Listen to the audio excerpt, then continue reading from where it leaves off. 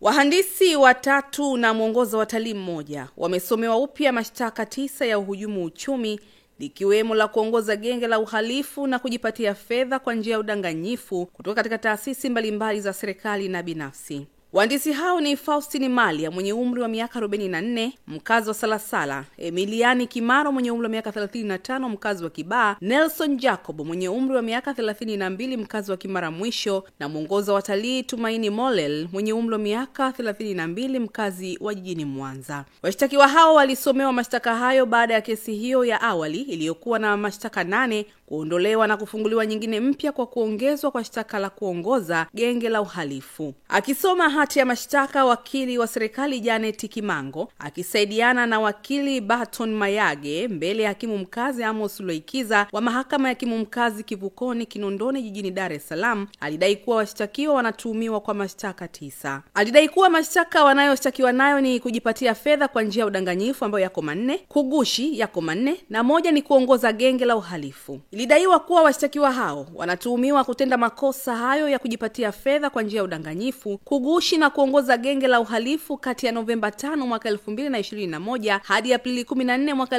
2023 ndani ya jiji la Dar es Salaam. Wakili Kimango alidai kuwa washtakiwa walijipatia zaidi ya shilingi milioni 300 kutoka shirika la nyumba la taifa tawi la Mtwara, halmashauri ya jiji la Tanga, Skyline Properties Limited, chuo kikuu cha Dar es Salaam UDSM na kampuni ya mafuta ya Camel. Ilidaiwa kuwa washtakiwa walijipatia fedha hizo kutoka kwenye miradi iliyosimamiwa na kampuni ya SEC East Africa Limited inayohusiana na masuala ya kufunga lifti katika majengo mbalimbali, baada ya kubadilisha akaunti namba za kampuni hiyo na kuweka namba zao za akaunti za benki kwa madai kuwa wamepewa ridhaa ya kukusanya madeni wakati si kweli. Ilidaiwa kuwa walifanikiwa kufanya hivyo baada ya kugushi sahihi ya mkurugenzi wa kampuni hiyo Tiang Chong, sahihi ya mkurugenzi wa masoko Ntuli Mwankyusie na sahihi ya mhasibu Gabriel Makundi. Pia washtakiwa hao wanatuhumiwa kwa pamoja kwamba waliongoza genge la uhalifu kwa lengo la kujipatia fedha kwa njia ya udanganyifu. Baada ya washtakiwa hao kusomewa mashtaka hayo, walikana kuhusika na tuhuma hizo, ambapo wakili Kimango alidai kuwa mashtaka wanaoshtakiwa nayo yanadhaminika. Kesi hiyo imeahirishwa hadi Oktoba 27 mwaka 2025 kwa ajili ya washtakiwa kusomewa maelezo ya awali. Washtakiwa watatu waliweza kutimiza masharti ya dhamana, lakini Malia alishindwa na alipelekwa rumande.